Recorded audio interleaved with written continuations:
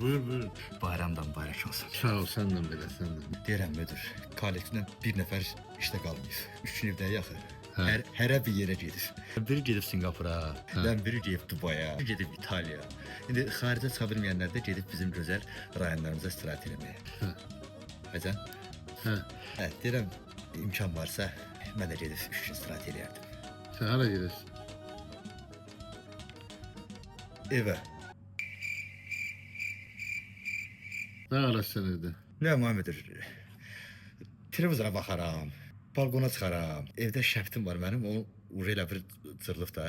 Neçə vaxt deyirəm ki, onu tikim vaxt eləyəmirəm. Onu tikərəm. Vaxtım olar, yenə balkona çıxaram.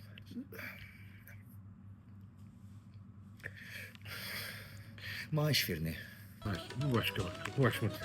Gel bizim burada... Öz ürəyim sıxıldı müdür. Bəs mənə gedi o şeydən nə arasın bax. Qum adasında nə edirsən sən bax. Ondan sonra gedim mesela işler var onu tapşırım.